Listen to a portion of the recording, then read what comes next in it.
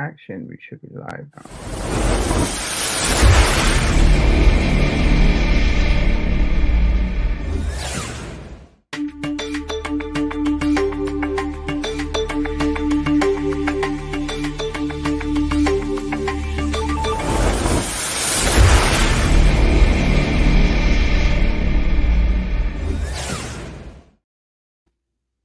Welcome. I hope you're all seeing this feed, and I'm just going to make sure that we're all live. Amanda, so great to have you. Thank you for joining us. Of course, this is just the start of your day because you've got a very lengthy day coming ahead of you. How are you feeling? Yes, I'm happy to be here. I'm excited to dive deep with you. Amazing. And today is the day that, of course, you release your new course, Dream 100. And by the way, I do think it's great to mention how I met Amanda. So we connected, of course, on Clubhouse. And I'm gonna, this is how you network, people. You got to learn this skill, right? And there was this big stage with all these people, and I jumped on it, and everyone's like, "Okay, ask a question." And what do you want to know? How can we give you value? And I dropped something about vision or something like that. I can't even remember the question. And Amanda pulled me up on it, right, in front of everybody. I was like, wait a minute, you're not even serious about your question. And I remember thinking, I was like, man, I just got pulled up and schooled. So I was okay. Think, what am I doing, right? Literally, what have I said? And you know what? We had a conversation with a few other people, and then just before I was going to go back down, I went back to Amanda. I was like, Amanda, you know what? You just made me reflect on what I just asked, and from that conversation, it just led to Amanda messaging me. We had a conversation, and that's how we connected. So if you want to know how do you connect with people like Amanda, you need to first ask the stupid question, then get schooled, and then become friends. That's my strategy. That should be in your dream, by the way. The perfect way to get noticed being an idiot. It is the strategy. And you guys can't complain because it's original, it's mine, I've copyrighted it, and it's blockchained. So forget about it. Is this you're getting back at me now on this LinkedIn live?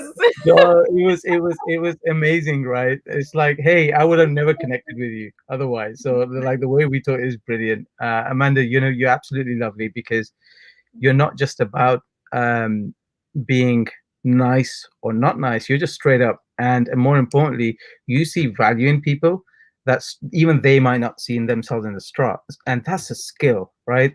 To really elevate people in a way to make them feel more positive about themselves. Have you always had that in you? Yeah, I think I definitely see the best in people. I'm a natural hype master. In high school, I asked, so I decided I was the spirit director in high school, and I dictated all of the events that would happen school-wide. And I decided that everyone needed to have an announcement every day to know what was going on in school. So I would get up in the middle of the quad, right in the middle of everything, and I would go, announcement, everybody, tomorrow wear your red and white, and blah. I mean, I don't know what got into me that I thought that this was important, but but I really felt that uniting everyone together was important. I even got a megaphone. I asked my parents for a megaphone so I could make my announcements from the quad. Wow. So yeah, I've always kind of wanted to hype people up and bring them together, because in high school, it was a lot of Spanish-speaking people and a lot of English-speaking people. So I thought that to be able to bring everyone together, you would unite them with school-wide events. So even from just seeing, a divide in language and trying to bring people together, yeah, I kind of just have always wanted to bring out the best in people. Amazing. And, you just mentioned how basically you were in school with all these different people and you were in charge of these events. So you've generally been a creative at your core, right? You've always had this creative side. And of course, you currently run Chet Holmes International, which in a way, although I've come to learn new things about creativity over the last few weeks, I'll be very honest with you. At least my conventional definition has changed. But from someone who was someone who was so creative and has so much passion, Obviously, your father became ill, and you were only 24. Prior to that, you had a career in arts and creativity. Do tell me about that point where you had Yeah. to make this pivot. Yeah, well, just for anybody that isn't familiar, so my father wrote this book called The Ultimate Sales Machine. It's voted in the top 10 most recommended sales books of all time. And we've assisted over 250,000 businesses worldwide. So it's fairly well known. And he was also very creative. He wrote hundreds of songs. That's how I got into music, was he heard me singing one day and thought, oh, wow, can you come into the studio and record one of my songs? He also sold a screenplay to Warner Brothers. So the ability and gift of story was just so prevalent in him, be it in Hollywood or in, generating 10 times the amount of leads for a company. It was the same skill. So, I got into music because my father just believed that you should be able to do whatever you want to do. And he was supportive of that. So, I released 4 records while I was in college for music. And then when he got ill, I went very heavily into alternative medicine and studying every kind of different cure you could possibly think of for leukemia. Wow, and obviously that resulted you traveling around the world. And how was that experience? Because at one side you're looking at ways to help your father, and you're coming across all these new theories. What did you take back with you, even up to this day, from everything you learned at that time?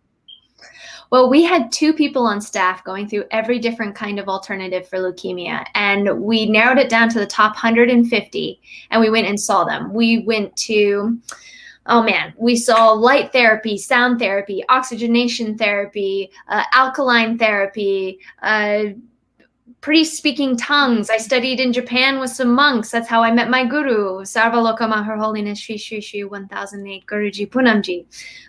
Her formal title. And throughout all of that, I think my biggest takeaway, since we have clinicians in the house and nurses and such, that those that promised that they could cure him or promised that they could do something for him, majority of the time, like if they promised the earth, moon, and stars, I knew that they were actually lying and that they didn't actually know what they were doing. And the people that knew more and knew most and were much more highly evolved in their understanding of health would usually say, well, it depends. I have to look deeper. I have to ask more questions. It depends on how you react. It depends on, how much you actually do and you're committed to what I'm telling you to do. So that was a big realization being in marketing, where everyone says, well, I promise I can do this for you. That was pretty big. Wow. So essentially, you didn't just take the lesson of medicine and healthcare, but something that applies to all of us in our lives, and what we promise and what we can actually do. Mm-hmm. So with that moment where you've had this career, you've gone around the world, and unfortunately your father passed away, of course, there's this monster for business sitting right in front of you. So you've got 2 things. You've got this humongously successful business, and then of course you've got this life that you've led, that you're passionate about, that you always dreamed of doing. At that moment, some people talk about decisions, but they sometimes mix it up with direction. You literally didn't have a direction, you had a decision to make. Yeah, that's an interesting distinction. Yeah, I didn't want anything to do with it, because to me, my father had worked so hard that he'd worked himself into his grave. So I didn't feel the necessity to jump in to that hole in the ground right after him, right? It was very alarming for me. I looked at different C-suites. I hired different CEOs. For 2 years, I really tried to have somebody else run it. And then eventually it came to the point where I realized that it would have to be me to step in. And it was the most terrifying thing ever. I mean, who does such a thing? I'm a singer-songwriter. I'm not a CEO. I have hundreds of staff and they're all double my age. You've got to be kidding me.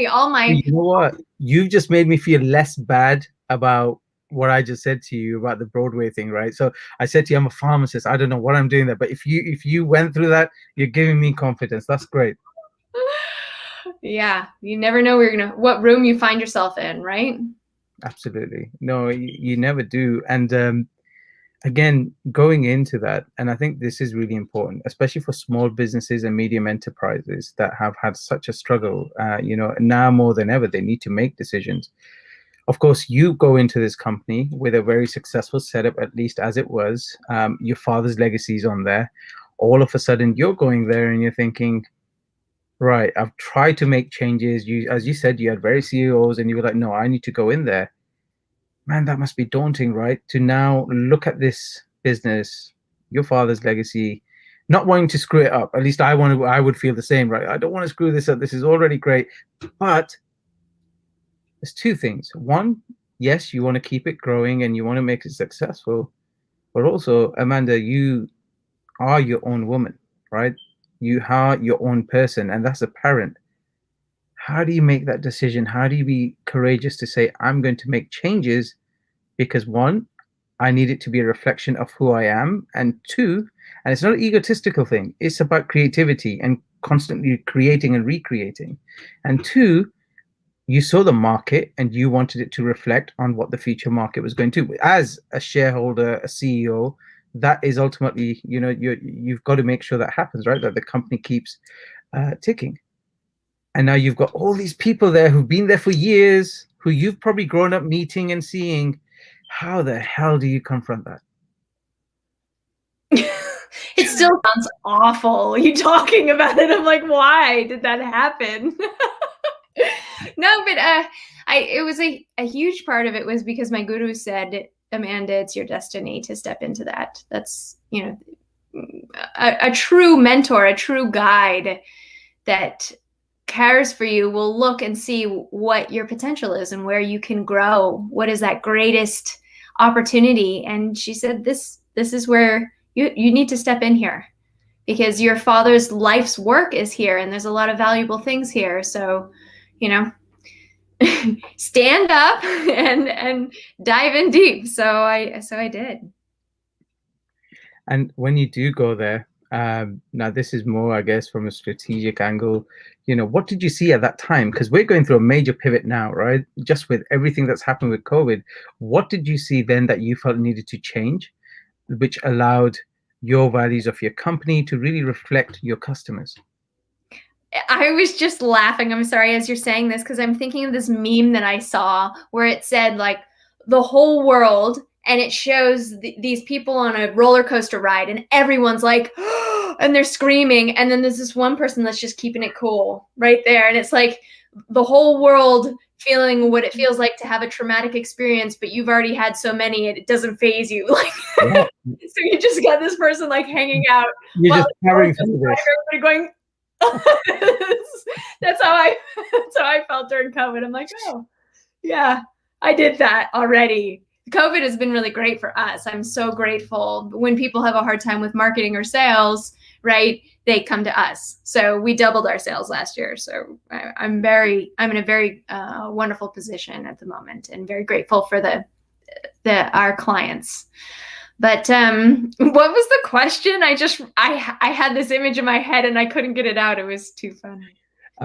Well, no, I think that kind of puts things into perspective too, though, right? My question was more around what did you see at that time that needed to change because you saw the habits of your customers changing?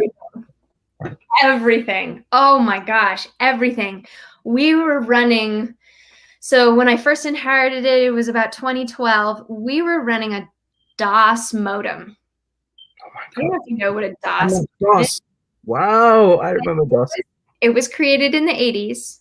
And we were still running it in 2012. Yeah, every brick I felt like I had to take away and put back in. Our whole infrastructure, the way that we ran accounting, our P&L, our order processing.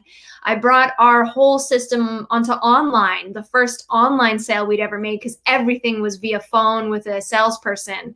I was the first one to bring webinars where it's just instead of a whole sales team. I'm just on a call with 500 CEOs, again, all double my age, listening to me as the expert. Oh, gee whiz, what am I doing here? And then, you know, getting clients from it and doubling our clientele 2 years in a row from that. So there was a lot of change, and the whole journey of self-realization, I believe, was a pivotal part of that. For 5 years, I had a shaved head, because that was even part of my process of just letting go of the belief system of what everyone else thought of me. That was my commitment to myself, and just, you know, within myself of, please guide me to be a conduit of love and light. I am committed, whatever it takes, just show me the way. I'm letting go of what everyone else could think. So it was a pretty extreme example. I wouldn't say that everyone has to go and shave their head, but I did. Amazing. And when you shaved your head, how did that initially feel to you? So liberating. Was Oh it my really? goodness. Wow. I understand why monks do it. I feel just such a connection. To something really divine. That's what it was for me. It wasn't really, it was to have that connection to myself and that commitment to myself. So it felt great.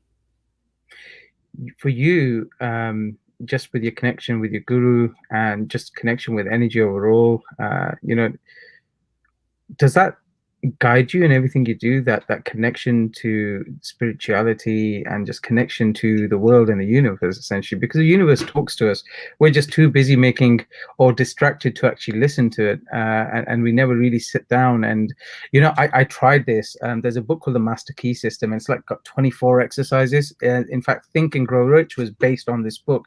Very archaic, old school English, but the first exercise is one where you have to literally just sit still.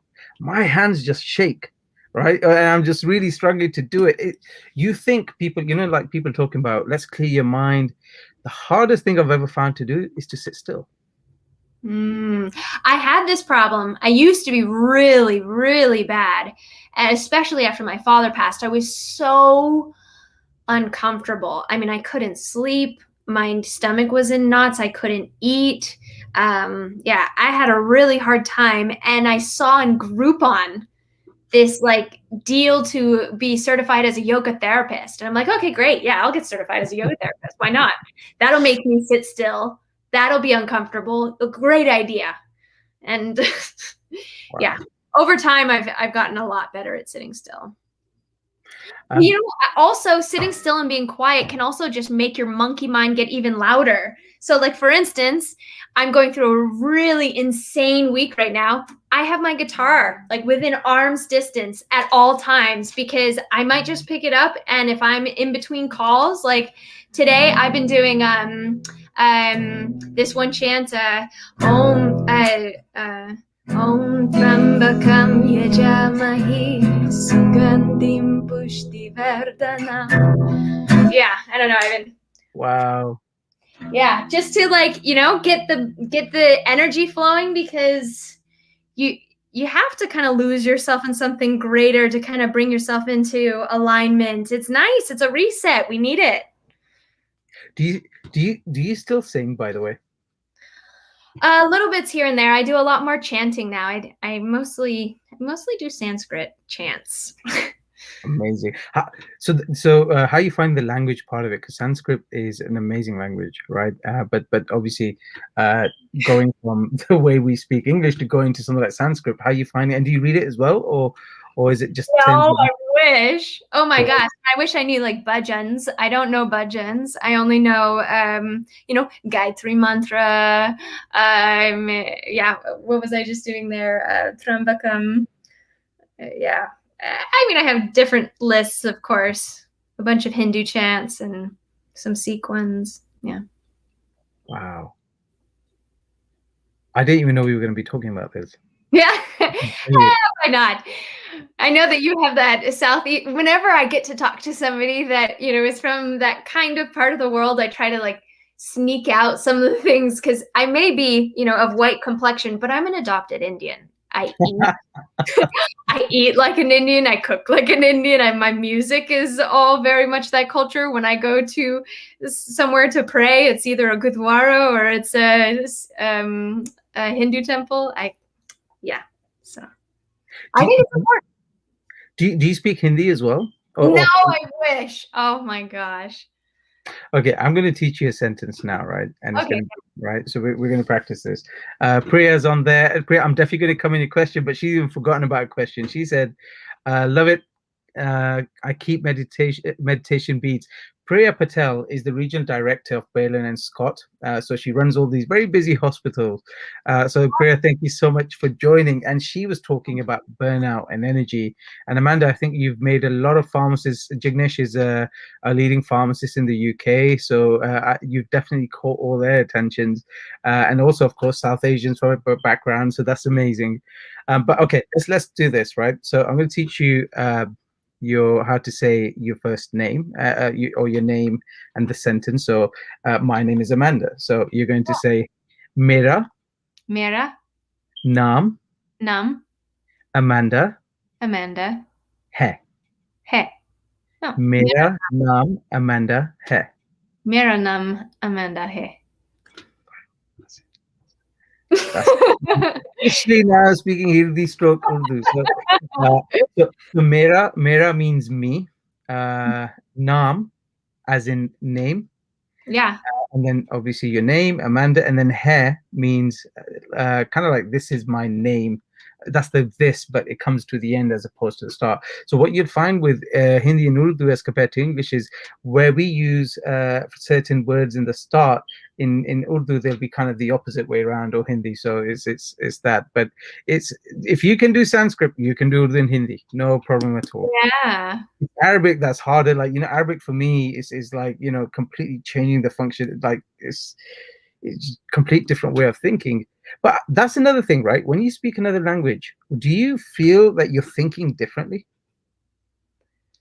What do you mean? Do you feel you're thinking differently? So when I'm thinking in Urdu, my understanding of concepts, whether it's watching a movie or whatever, is slightly different, honestly, as compared to when I'm thinking in English. Yeah.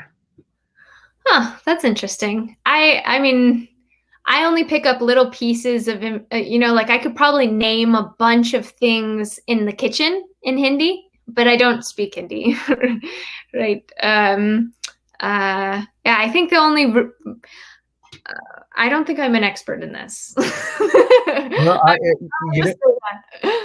when you get more time and as you learn more in terms of language, you'll get a feel. Like honestly, I can't remember the name of the scientist, but he was saying language, or each language, unlocks the thinking of the people who speak that language. Right? There is definitely a different way of thinking when you're thinking in a specific language, and it just opens up this new way of looking at things in different perspectives. So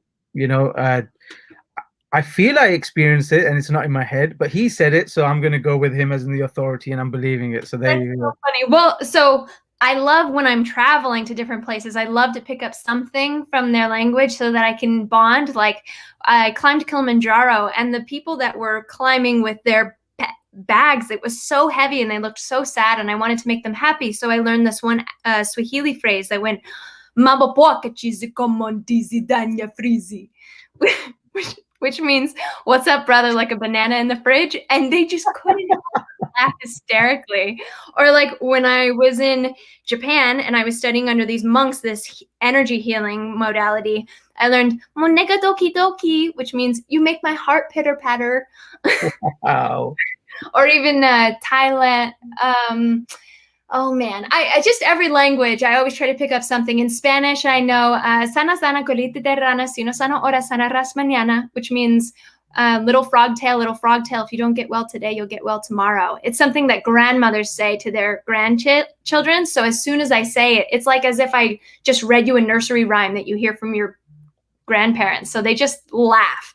And I feel that laughing is that universal language. So if you can find something funny to learn in another language, then you're on that. Yeah. Wow. Is that the kind of feel you bring to your company? where like you want people to be smiling? Is that the culture and kind of the ethos of how you run your teams? Well, that's a big shift that happened between my father and is I inherited a bunch of people that I didn't agree with the culture. I was not in alignment with, yeah. So I definitely have shifted a lot from a very cutthroat environment to more of a loving environment. and that took a lot of confidence along the way as well. And I'm grateful I sit on a board of one of the largest IT managed services companies in the US, and they are just number one at how their culture is just, I've never seen anything like it, because I came from, I think also being a virtual company, Mm-hmm. it can be difficult, right? You really have to work at those relationships. So yeah, that has been a huge part of me taking over.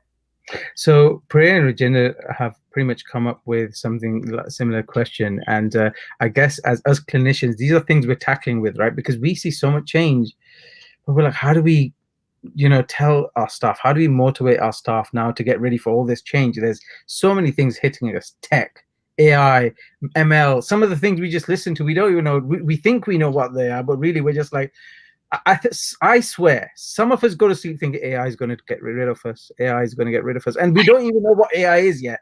Like, we know AI is artificial intelligence, but we don't really know it, right?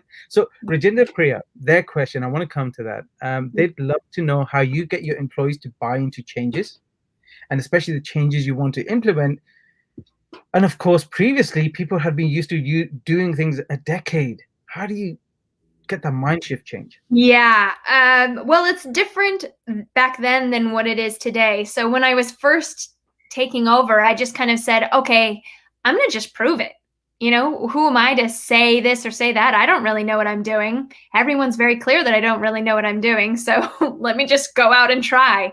So that's when I started running these webinars and closing lots of business. That's when I, landed some of our biggest clients and started working with them in a consulting manner. That's when I started reporting for large news outlets like Entrepreneur, and reaching millions of people that way and getting in front of the heads of industries. So I think that was part of it, is just kind of showing, okay, yeah, I know nothing about this business, but I can do something. Here we go, watch me. But as time has gone on, I've definitely evolved much more into, it's not about me and proving myself. It's much more about getting a team of brilliant people and holding them to their greatness. So that was such a huge light bulb for me that I've continued to, I mean, I'm sure I have such an evolution to go. I'm so young in comparison, but that has been huge. And the process of getting a team involved in an initiative is we actually teach this as a concept. We call it workshopping, where you get your staff to come up with the ideas and get them to provide feedback, so that it isn't the CEO that has to come up with every answer. It's actually just the CEO's role to make the decisions. If the CEO makes the decisions, then the whole staff can get behind an idea because they've been part of creating it. So there's been a lot of evolution there. I love what you said there, because actually the course we were doing today with Dr. Oleg is the final day, and he was talking about decisions and direction. And he said, or one of the things we discussed rather was, as company leaders, right, you need to be firm on your decisions so that you can give direction to your staff and employees, which then empowers them to kind of lead on and do what they need to do. Often these don't happen because the CEO is also part of the whole idea part, right? Trying to jump in there, but there's no decision. Like, we want to do X. It's still, should we do X? And whilst you're doing should we do X, everybody's trying to figure out, should we do X? Should we do Y? But at least from your perspective, and I think that's actually brought clarity to what we were discussing today. So if you're saying that, to bring this change, you need to empower our employees and staff, what promises are you making, right? What promises are you making to yourself? What promises are you making to your staff? And then what promises are you both of yourselves collectively making to your customers when you're doing these shifts?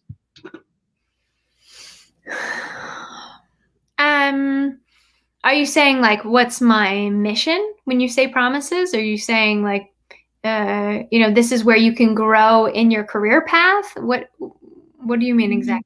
So whenever we want to do something new, or we want to create a mindset, or whatever we want, Dr. Oleg has joined as well. I did tell him, I was like, Amanda's going to be there, and he was like, listen, I know, thank you so much, by the way. I know it's really late for you in Russia, so I really appreciate you being here.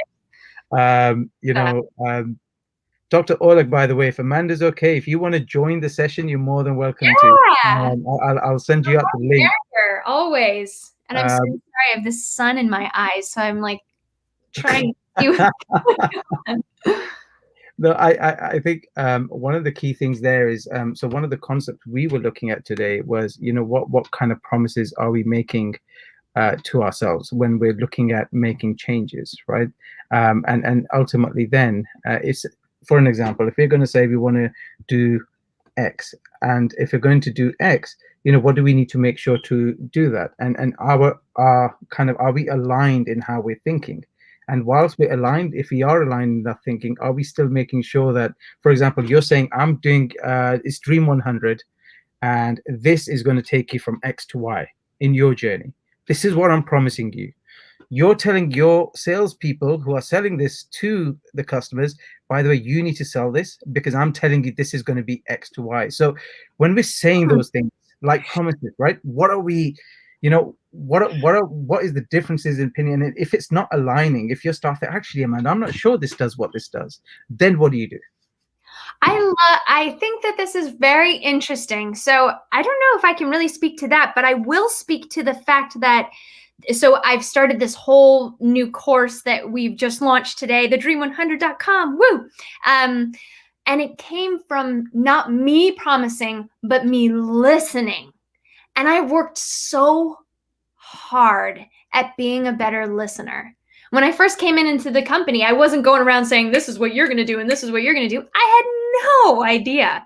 So all I kept doing was just asking questions and sitting and listening to what the answer was and discerning where we'd need to go based on the questions and the answers that I got. So the Dream 100 course came from listening, not from promising. So I'd walk into these clubhouse rooms and all these people would be talking about Dream 100, Dream 100 this, Dream 100 that.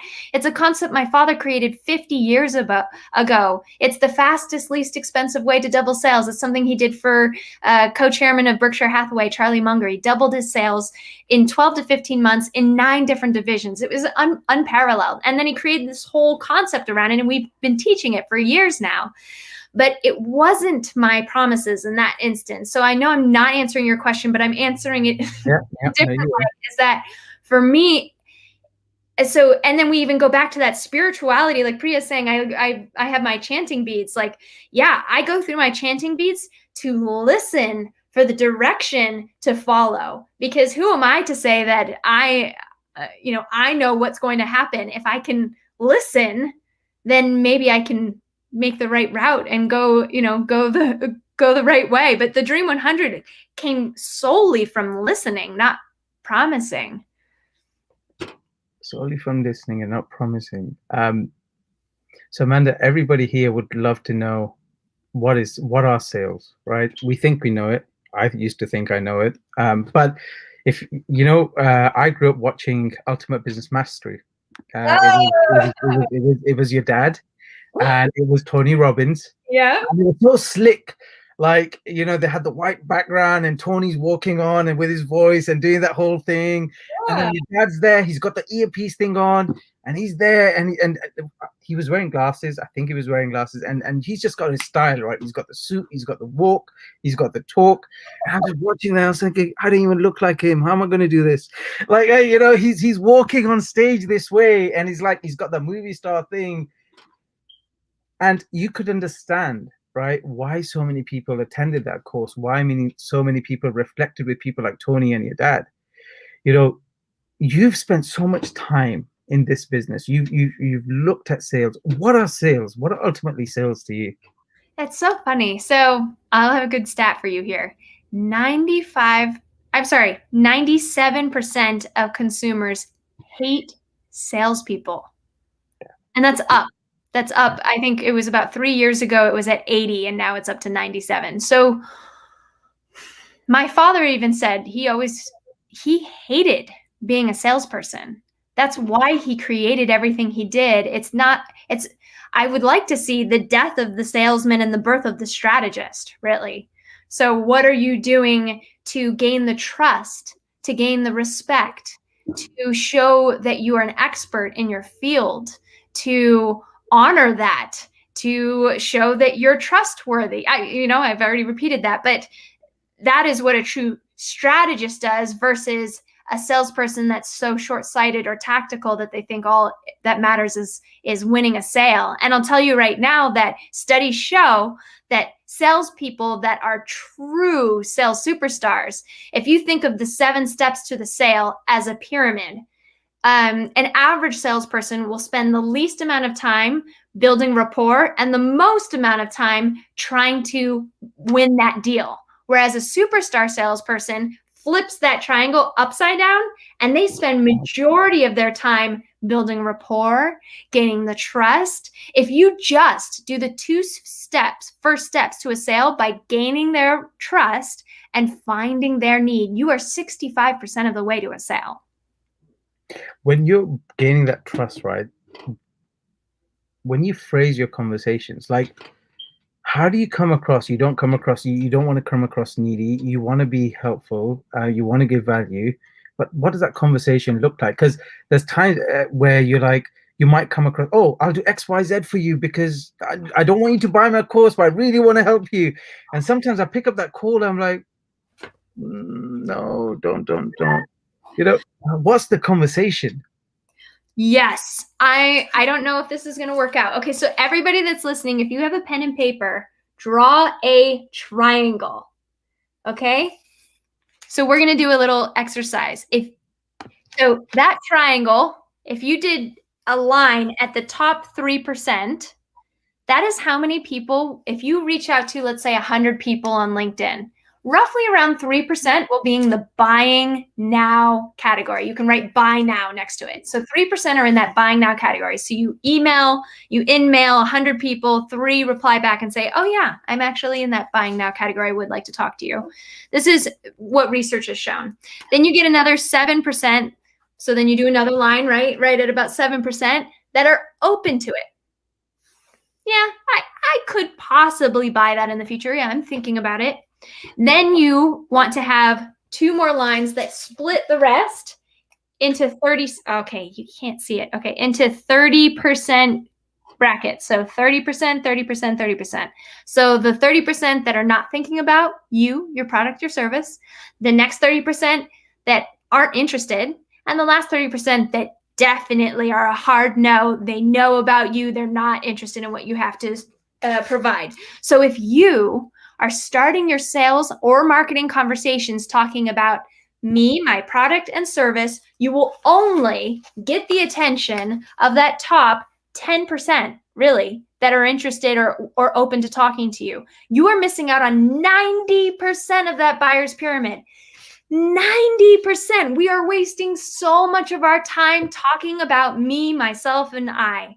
Me. So why don't we create something that is educational, that talks to what is important to them? If you can stop selling and start educating, you can bring people from the bottom of that buying pyramid up to the top without them having to be in that buying now category, through education. And that is what we're experts on.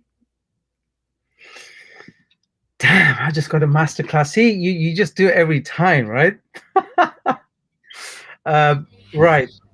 I have my mentor, Dr. Colin Love, who's joined, and I'm so excited about this, right?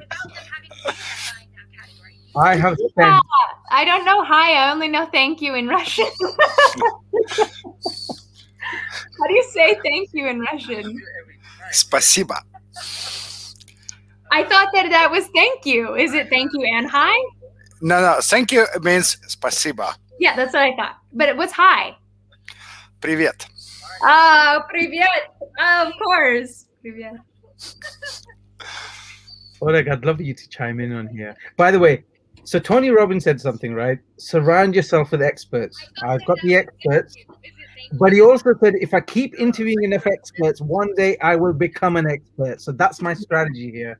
So I'd love for the experts to have a conversation. Oleg, thank you so much for joining. Thank you. Thank you for inviting. Thank you. No, I love the conversation, actually. You see, I'm not very good at sales myself. I used to be very good at selling fish and things like that. I was good at this. I spent years in the fishing industry. I was quite well known in it. Wow.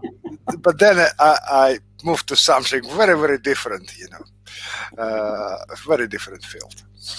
Okay. And so I believe, for instance, in my field, it's still we talk about selling expertise, knowledge, but you can't insist people to learn and get in knowledge.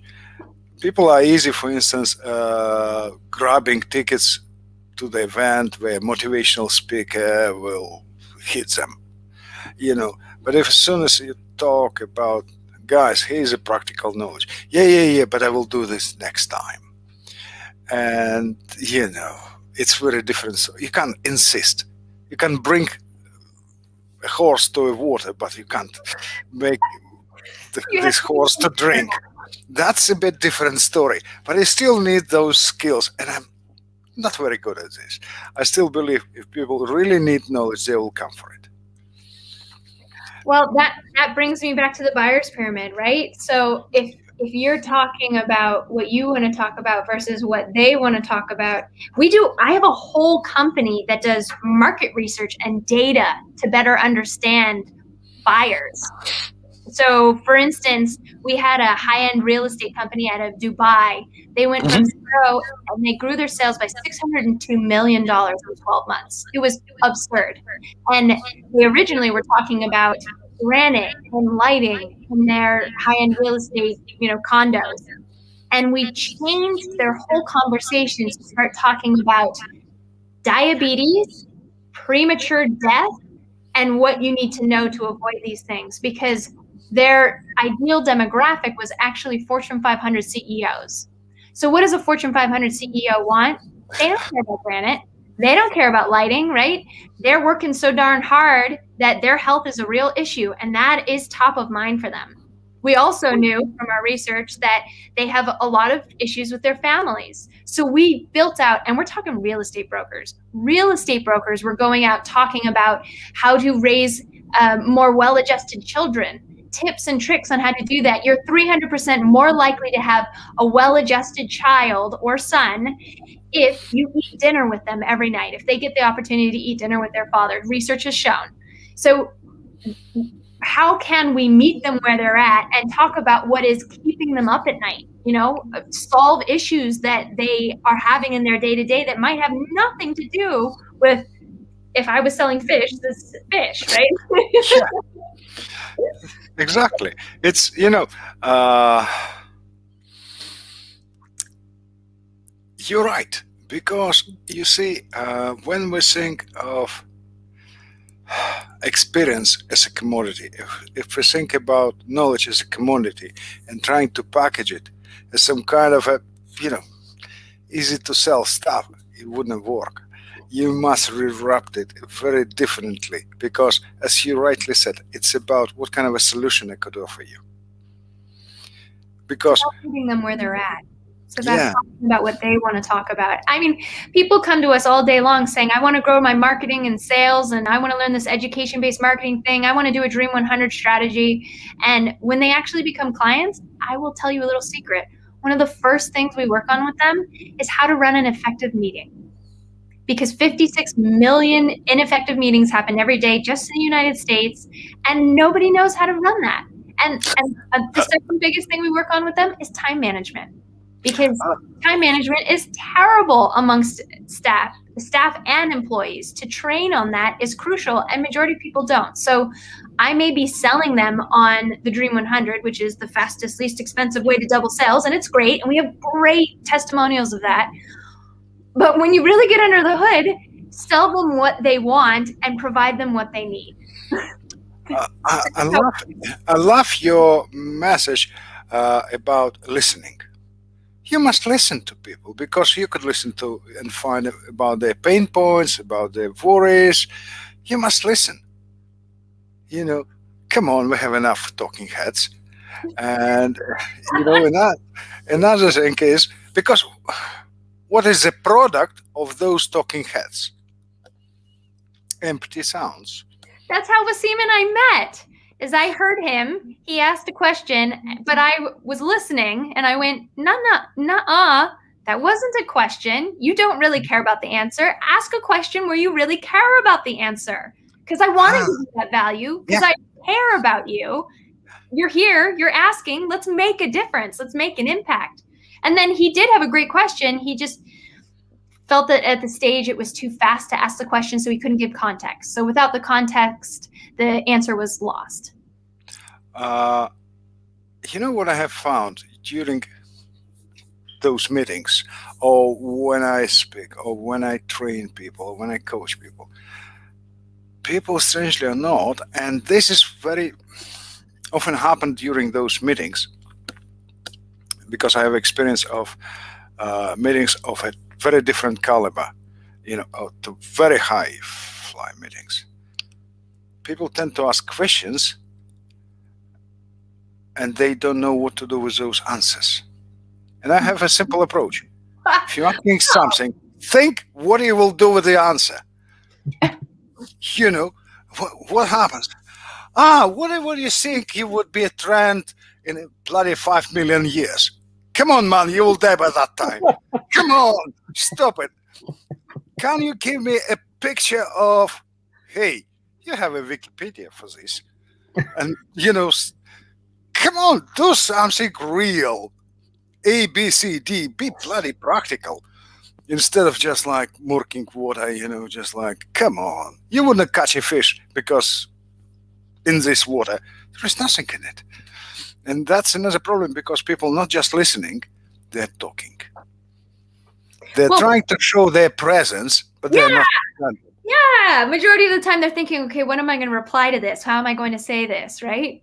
My guru really hit me hard on this, of just like, for years she said, is that really a question you have, Amanda? Does that really matter? What is that answer going to give you? Is that important to you? And I'm like, yeah, it is. Okay, maybe not. So there's a gift in asking that question too. And then when you hear the answer, to be able to let go of your ego long enough to be able to even absorb it and then actually implement it. Yeah, I love that. No, that's very interesting. That's counts. And therefore I learned, for instance, a very simple approach. When you talk to someone, don't talk about you or this person. Talk about the subject which you are both interested in. And therefore you're contributing both to that message. And you're creating an energy ball. And that's that fantastic aha moment comes because you both creating a mutually energized knowledge. And you're both taking it away from that meeting. That's fascinating, because what's the point for me, for instance, to talk, Wasim, you could do this. No, what we're talking about is that topic. And we're just adding both to it, and it becomes fascinating. And we're both enjoying this conversation. I 100% agree. I love that. Yeah. One of my father's favorite quotes that has become mine is, maturity is when all your mirrors turn to windows. Henry Thoreau. Oh, yeah. But, and I could even second it, because we're surrounded by walls, liars, and mirrors. Lights, camera, action. Yeah. Even more. It's been amplified. True. Wow. Yeah, great. I love where we've gone with this. Because two experts talking. I'm not an expert in sales. Come on. No, I'm not good at it at all. Amanda, Therefore, I'm just very keen to listen and learn. you already had a process, right? You had the ultimate sales machine, you had the 12 principles. How does Dream 100 take it to the next level? Like, how do you build upon what was already there?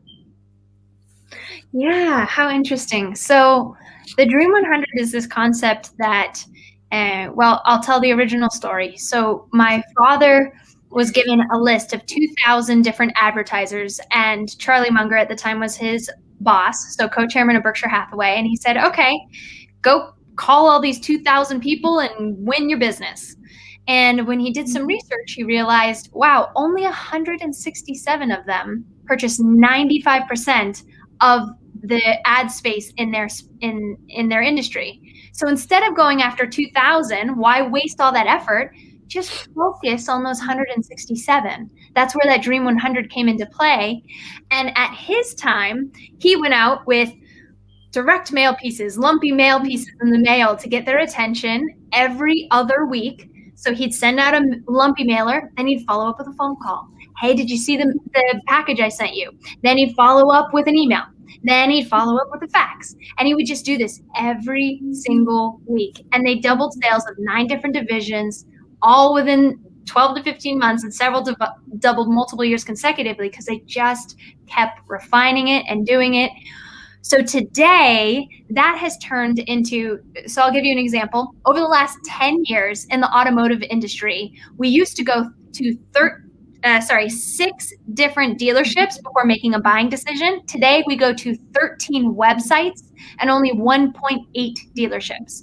So our buying decisions happen so much more online that we really have to have that online presence, that online approach, those dialogues before anybody ever picks up the phone or gets face-to-face to really build out that relationship even more and take it, to the next level.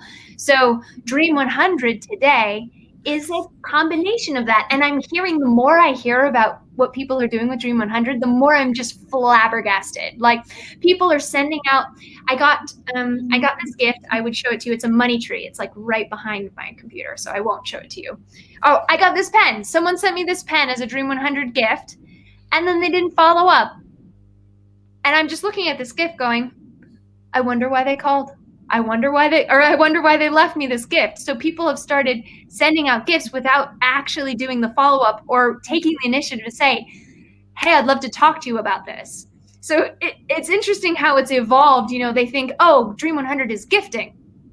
No, it's about getting the attention of somebody that knows nothing about you, that could completely change your world, to go from, I don't know them at all, to, oh, I've heard of them, to, oh, I really know them and we're now working together. So how to break through that clutter, and then to get to that appointment, to win them as business, and to keep a relationship that is so vibrant and alive that they never leave, that they could never leave, because you have that bond. That is a powerful Dream 100 strategy from the last 50 years to today. Amanda, you've actually answered 5 questions in one, and now I don't ask them. I'll tell you why. I was going to ask you, and you've heard me say on stage, Dr. Oleg, I told you that today as well, is that my whole thing is, with technology growing the way it's growing, how do we ensure that the small businesses, the medium enterprises, and the people who may not be as fortunate still have a say and influence on how that will impact us, right? Because otherwise we're going to, from becoming a 9-to-5 slave, we're going to become the tech slave. But what you just demonstrated is how you influence how technology is utilized, social media in this case, and the whole online presence. Because you didn't say, oh, we need to think about online, what effects it's going to. You just said, look, this is how I'm going to use it. And this is how I'm going to influence people, how I'm going to impact people, how I'm going to connect with people. And that's the conversation that needs to be had. And you put it so eloquently, right? So for all of you who are watching and you're thinking about sales and you're thinking about, am I going to have a job in another 3 years because Amelia's going to come out, the digital employee? Well, have a look at the way Amanda's gone and applied that and made it her own space, right? And in terms of sales going forward, then you've done the Dream 100. You've got a very strategized meeting, and the best thing that you've done is you just let other people come up with their own innovative ways based on your strategy, right? And that's fantastic. Like, what's next for that whole industry in terms of, as you said, I don't like to call it sales. And if you're not calling it sales, what's next? Especially with, like, if you do have digital employees, would you use them as a sales force as opposed to a human force? And if you decided, no, actually, I will use that, what could the other people be doing? Okay, well, I'll be honest about this. This is actually interesting that you're asking this. When I first took over, I was so overwhelmed with the amount of people in my organization, and then how terrible of a culture that was there, that I just said, whatever I can do to automate as much as possible is what I'm going to do. Like, I don't want people. So this was my first approach. So then I did as much as possible to do webinars, to do automating videos, to do landing pages, all these different things. And it worked to a certain extent, but then it fell short because people still want to connect with other people. So when I started realizing that if I can automate the dating phase, so that when they finally say, okay, yeah, I'll go on a date with you, then there's somebody in a tie and a suit and they're saying, here, I'll come take you out. And they have a wonderful experience because I've done all the dating online with automation. So they can work hand in hand to really, I mean, that's a big part of how I scaled this last year, was building out these micro funnels and automating all the different pain points that my buyers have, giving them information, and then allowing them to pull out their credit card and say, okay, I'll pay you a nominal fee because this sounds of interest to me. And then my sales team then taking that person, instead of being a random prospect, they are now a client. They are now under the care and consideration and guidance of us as they have taken out their credit card, and we will treat them with respect. And there's a different relationship now. Even if all they took out for their credit card was to pay $9, even just a $9 thing was enough to create a different relationship for my sales team to then take them through and show them other solutions, Oh, that's amazing. With all the work you do, you have so many passions, and this is a question, Oleg, you asked us today. How do you stay focused on what you do, and how do you kind of get away of all the stuff that essentially is not aligned with your vision and whatever it is you're trying to achieve? Oh, I could rewrap these questions. What are three core things you must focus on, and how much this misalignment costs you and your team? Simple. Man, that's a hard one. I will tell you what I've been doing. And I mean, I would explain the nature of these questions. Amanda, you see, because what I'm always say, God gave us ability to make decisions. Devil gave us choices. And therefore, what we're looking for? Easiest choices, with no commitment, with no responsibility, nothing. Just like, just like, come on. Yeah. Buying a car, is it a decision? Yes. You already should set yourself a bit differently. So what we tend to believe, as I noticed, it's not proof yet, but what I have noticed, that digitalization make our choices easier. And that, people become lazier, less responsible. And, I have so many opinions about this. No. Sorry. No, it's great. It's great. No, this starts a dialogue because my friend was saying, and this comes from an SEO expert, so somebody that's an expert in search engine optimization. And he said, I was having a problem with my health, and I went on Google and I typed in headache, and instead of finding solutions, I just found who was best at SEO. So we think that we're finding the information that will help us, but in fact, we're just being dictated by who's the best marketer out there. And what I feel is lacking in our society today in a really strong way is the ability to discern, especially when it comes to health. I mean, I have some people that are health here, so I'm going to say that because so much of the time people are just outsourcing it to, well, someone with 1 million followers told me that if I drink alkaline water every single day and I only eat alkaline, everything will be fine and I will be rid of all disease. Well, I can tell you from going through that experience that actually your stomach needs a balance of alkalinity and acidity, or your stomach will not be able to digest the food that you eat when you decide to then go back to food. So there's so many people that are saying that they're experts. We need there's way more information than ever before, and more important, we need to be able to discern within ourselves, which goes back to Priya with her chanting beads. I believe you have to go within to find that discernment and have that connection within yourself to make those decisions. So you just got me on a huge rant. I'm sorry, but and I never did but No, but you're right. It's, what happens. Well, I'm always having a fun. Christmas time. Everyone is on a fat food, rich food, do nothing, literally. And everyone's just sitting on a sofa with a remote, just like, next week I will definitely go to a gym. And you know what? I love going to a gym after Christmas. No one in. Dead empty. You could do whatever you want. Yeah, or for the first 3 weeks of January, and then they give up because it takes 42 days to make a habit, and nobody gets past 21. So it's about decision. If you're saying no, I will keep myself, I'll push myself, I'll keep my promise. That's very.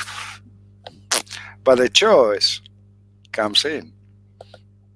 Have to make the choice. Yeah. The choice is often is a great excuse not to do something. Calling him out. He's calling him out. He's mic dropping, right? I'm just like, he's been mic dropping all week, but now he's just like dropping in my bones. Wow. Okay. No, you're amazing, Oleg. You really are. Thank you. No. We had a fantastic time with you this week, doing the vision certification. And as I said to you, when you dropped the certificates, I was thinking, you know what, we really are visionaries. And it was not visionaries because we figured it all out. We haven't. But you gave us the tools, you gave us the mindset to be able to create. No, because you initially decided that you want to have it. It was your initial decision. I want to have a vision. I want to be a visionary leader. Then it's only just a matter of reshaping. Yeah, giving you certain tools, that's fine. But initially it's based on your decision. You decided, okay, I want my life to be meaningful. I want my business to be meaningful. I want to live to my highest purpose. Cool, that is your decision. There's nothing to do with the choice. Wow. Nothing to do with choice, decisions. Decisions, it's, when you're not prepared to get married, you're kissing girls on the choice. But when you you're deciding, no, I want to get married, that's a one. And this is a decision.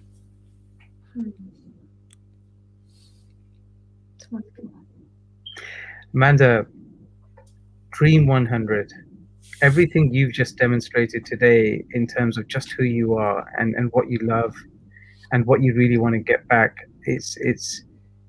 that is a sales masterclass where, Amanda, you don't have to talk about your product. You don't have to talk about anything to do with your work. You just talked about your life. And people buy of people who they like. And you're so likable. And the best thing is you smiled the whole time. And I know Amanda's not slept. I know that because I've seen her around, right? I've been the same with her. I know she's not been sleeping. And you're still smiling. And because you're smiling, please, for all the people who watch this and are like, you know what? I want to get involved. I want to know what the strategy is. But also, like Oleg said, they also want to make a decision to change their lives, right? Change the way their businesses are running, change the way their careers are going. How do they go about it? Because obviously you've gone live today. Yeah. Well, there's a couple of, if anybody wanted to take a step that is absolutely free, I give a gift of a 3-video series on how to, it's 3 strategies to double sales, and that's at ultimatesalesmachine.com. So that's just a free title, is ultimatesalesmachine.com. Ooh, ultimatesalesmachine.com. Yeah. So if anybody wants to go in there and learn more about what the Dream 100 is, and then for those that decide, I want to run with the wind and I want to land those big deals and I want to know everything I need to make that happen, then you can also go to thedream100.com, which is live today. Yes.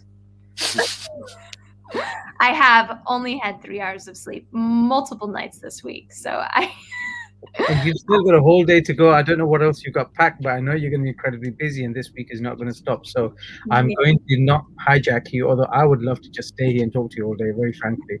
Thedream100.com. Dream100 to thedream100.com. Thedream100.com. Thank you.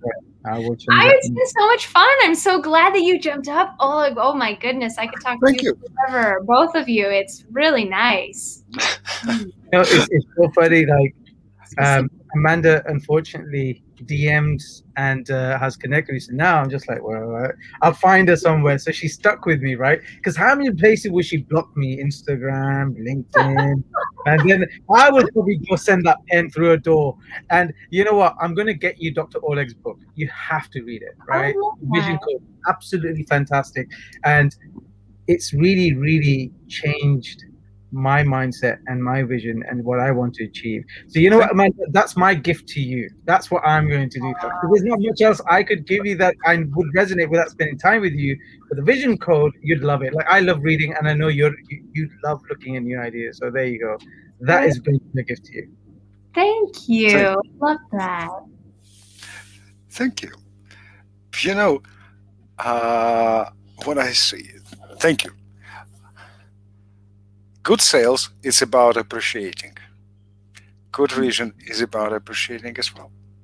Because we appreciate what people could bring, we appreciate what people need. And this is about appreciation. Life is about appreciating if we could do that. Yeah. And yeah, that's beautiful. I wrote it down because I liked it. I might tweet it later. And tag you. But sales is about appreciating. I don't think I've ever heard that yet. So that was because it's logical, very simple. Because if you have too big ego, you're not appreciating anything, and you can't do much, neither in sales, or in operations, in leadership, in anything. Even if you get the sale, it's not abundance because you're still in scarcity because you're not appreciating it. So no, that's so true. You're not listening to feedback, nothing like that. You know what? This is why I didn't send you guys the terms and conditions. So now I'm going to literally take everything you said and be like, yep, that's credited now. I've got that. And that's why I did it. I was like, don't read the fine print. You know, no, that's amazing. You know what? I'm so grateful to both of you. Like, literally, both of you come into my life in a month and a half. No joke. Dr. Oleg, we spoke in December, and Amanda, I met you in January, and you have both impacted my life. And as a result of that, you've impacted so many others who are associated with us, whether it's our teams and so on. So first of all, big thank you for that, because it's not about just selling or who we are. It's the way you reach out. Amanda, you're one of the most loveliest people in the world. I have to say that. And I'm not just saying it because you're there. It's just true, because you're so approachable. And you've always got a smile. And you listen, right? You'd be like, buddy, are you sure you want to do this? Yeah, and I love that. And all of for you, you just have this presence where it's about making sure that we excel in everything we do, right? So a big, big thank you to both of you. You know, you're just amazing. Thank you. For you, Oleg and Amanda, you've got a long way ahead of you, but I'm sure it's going to be fantastic because you're just going to smile your way through it. Yeah, I'm so grateful. It's been so lovely. I look forward to what the future has for us. Thank you. Thank you. Thank you. With that being said, everybody, look, the dream100.com is live. Go on it, check it out. And even more, if you want to go on Ultimate Sales Machine, go get the free videos. And is that on Chet Holmes International? They can go and ultimatesalesmachine.com.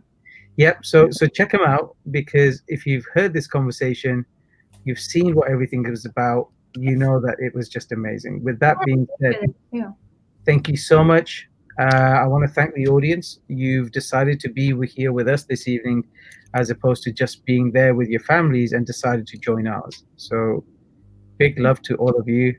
Oleg, so grateful you joined. I can't believe you after these last 4 days.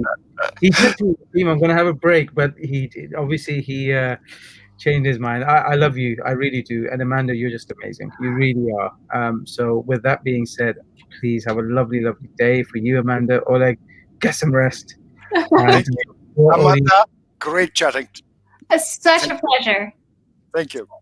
And Teja, thank you very much. Thank you, guys. Teja, thank you for all your comments and support. You're just absolutely lovely. By the way, Teja Valenza was my hero as well, because I'm a Star Trekkie and Star Wars person. And Teja was, of course, one of the original Vulcans in Star Trek Next Generation. She voiced over Metal Gear Solid and some of the best games I played. And, of course, the latest Star Trek Discovery, she was in that as well. So, you know, she's been amazing. Right. Wow. This was a masterclass. But more importantly, this was appreciation. And this was human. So with that being said, good night, everybody. Thank you so much. And looking forward to catching you again soon. Good night. Bye.